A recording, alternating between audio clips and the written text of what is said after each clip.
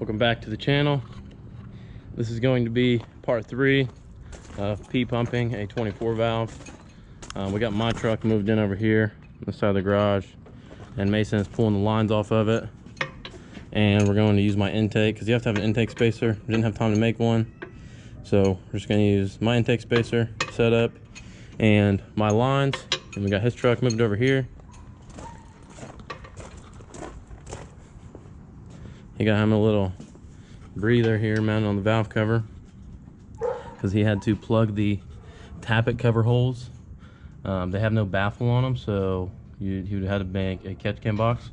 So it's venting right here on the timing cover, and then it's venting into the atmosphere on the valve cover. And that should be plenty of area to let crankcase pressures go. So all we have to do now is put the lines on it, and we're going to try to fire this thing up. And if it runs good and everything's good, we're going to put the 4K governor springs in. We should have done it off the truck, but we didn't have them. Now we have them. So, I mean, we can still do it on the truck. It's not that big of a deal. Once we get those installed, we can actually go ahead and start setting up the TPS signal, and we will start hooking up the anteater. He did get the anteater mounted on the truck right there on the inner fender well. I have to peel some of this wiring back and steal a signal. Yeah, that's pretty much it. So I'm gonna go ahead and we're gonna start getting all this put on this truck and start hooking all this stuff up. Yeah, everything's good. See what happens. This is our first time here to start. This is real life. I'm nervous. I just hope there's no leaks. That's my main thing. If it doesn't leak, then we're good to proceed. Hey, we got fuel pressure. Huh? What's it at? Almost forgot. We got to come back here and turn the fuel pressure up on the air dog. I just grab my Allen and shit. We got about 30 pounds of fuel pressure. You can kick the key on, you can hear. That's about all that it's really going to do. You can hear this valve here opens up. So actually, no, it's not. It's leaking down the side of it. So you're going to need to jump. I said that pump flows fuel. Wow, huge mess down there.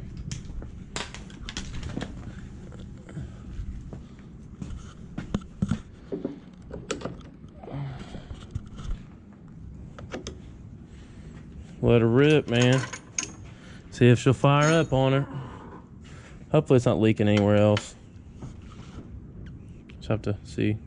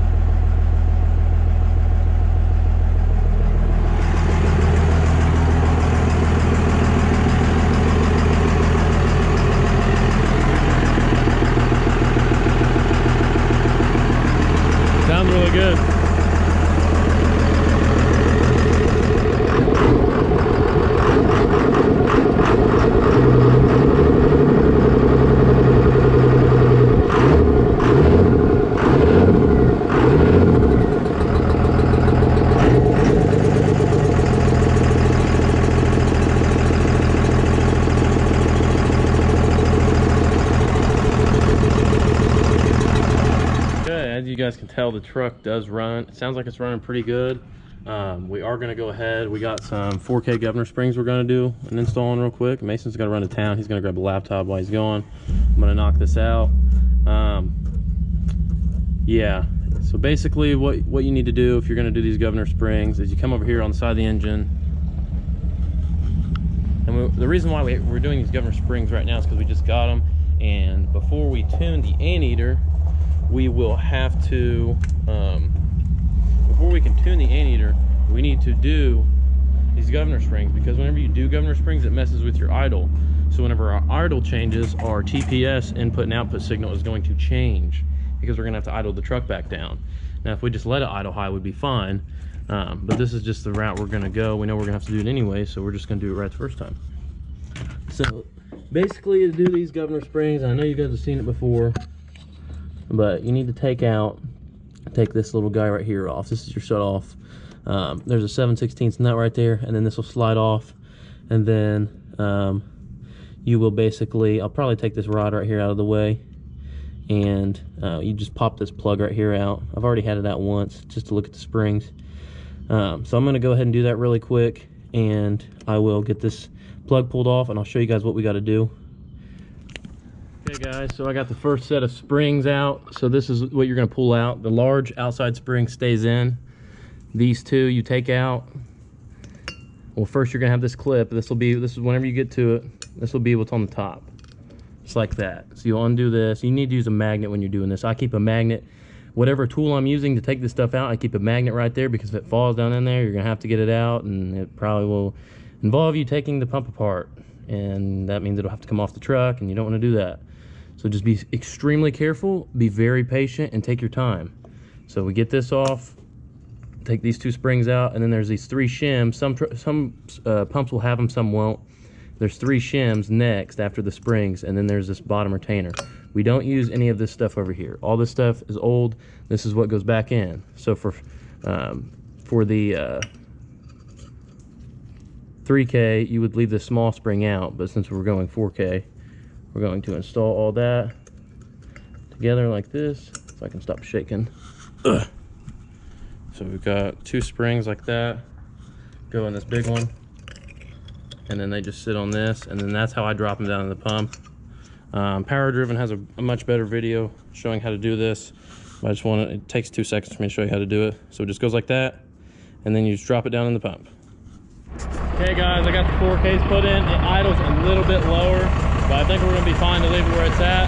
I didn't really notice the idle changing these governor springs in my truck whenever I put the 4Ks in, but when I put the 4Ks in out and put the 3Ks in, then it idled higher. So we've probably been fine, but she'll rev up now. I noticed it is kind of cutting out whenever you get above like 3,000 RPMs. I'm thinking it's because the truck's not completely warmed up yet, but it may be a timing issue. The pump is timed to stock, and I hope it being timed to stock, it will support the fuel and everything whenever it's up top like that. I'm not an expert at this, I'm not a genius, that's my educated guess. But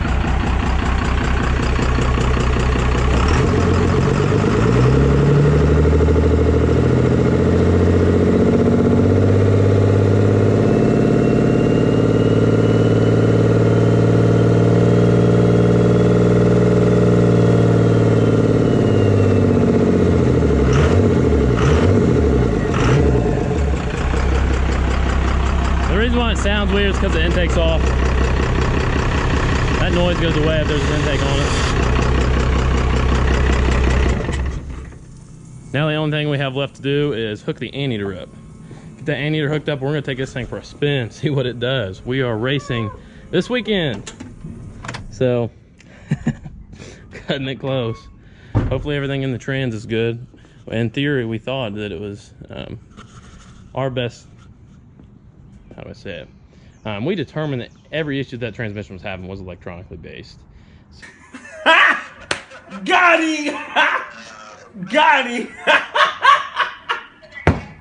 So we're gonna get this anteater hooked up. I'm still trying to find out. I'm doing Facebooking right now. I've looked on all schematics I can, and I cannot figure out how to hook this AP. Basically, this wire here, or this TPS wire, will plug in.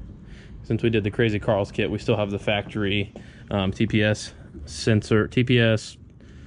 I don't know, it's just a TPS on the truck. So basically we have these 6 wires that come out of it, and I have to figure out which 3 I need to use. I'll need a ground, 5-volt in, and then a signal, and I don't really know which one is which. I'm looking everywhere online and I cannot find detailed information.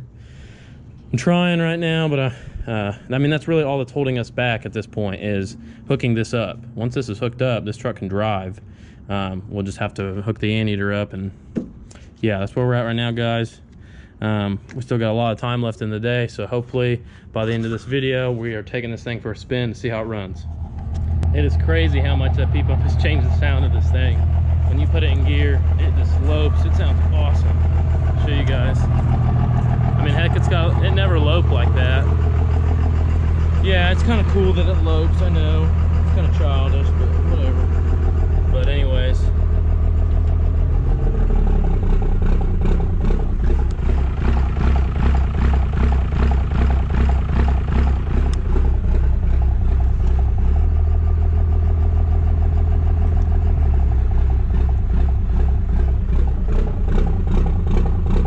there and hazes. Mason got his anteater. He's gonna mount it right there with some 3M tape. That's all we're waiting on, guys. I'm still trying to figure out that wiring. I'm asking multiple people. I hope we can figure it out today. We really want to drive it. But anyways, I'm just working on filling her up with water right now.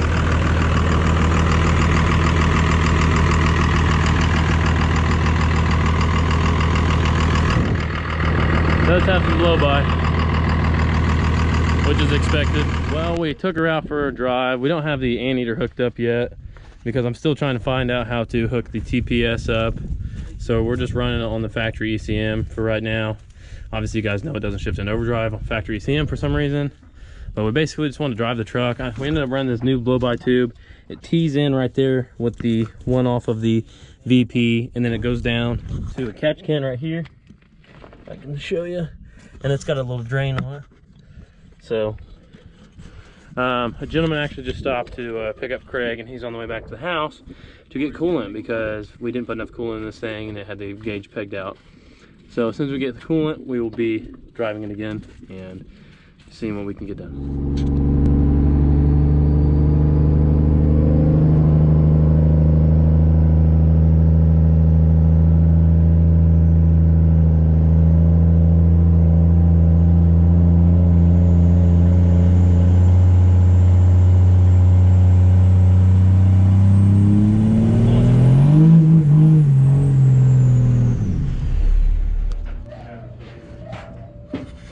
We are pulling the trans out of Mason's truck.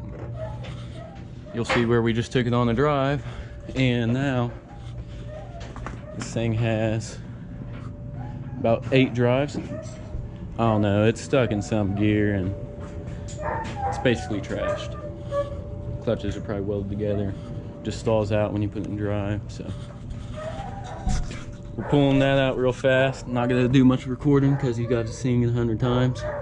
And we're just trying to rip it out. On a positive note, I did get this sweet fan for the shop. Big shout out to Brandon, got that for free. Thing is super, puts out a lot of air.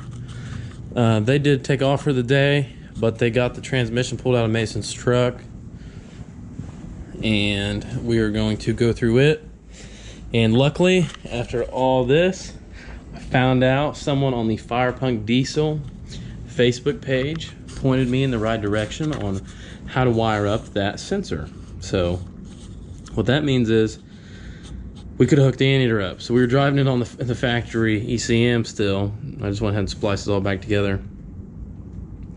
But basically now we can take that pigtail and run it to where the anteater will run. So once we get that hooked up, it's going to be good to go. But now we have to do this transmission overhaul, which you guys have already seen. We have a new valve body from Flat Out Diesel Performance, or it's just Flat Out Diesel. We have a new valve body from him, Justin over there. He's a great dude. Recommend you guys to him. If you're in Central Indiana, there's not a better person that you're going to go to for advice, help, repair, diesel performance, anything like that. There's no one out there in this area within several hundred miles that can touch him. I guarantee that. So yeah, basically We're going to go through the transmission again, so it'll all be fresh. Put the new valve body in we got from him, and the anteater will be hooked up. May gets race this weekend. I'm not gonna make any promises, guys, because tomorrow is Monday, Memorial Day. We're gonna do our absolute best for you guys. We've been straight working our butts off trying to get this thing ready, but it may end up just being Bailey's truck gets to go to the track. We may just run ET with it because we cannot four-wheel drive launch that truck. It will break the output shaft. It's extremely likely that it will. And it needs a front drive shaft, and the actuator isn't working, so we would have to pull parts off this. Currently we have parts pulled off my truck, but that's okay because where it's sitting right now, we are going, and excuse the shop being a complete mess, but we're just moving stuff around.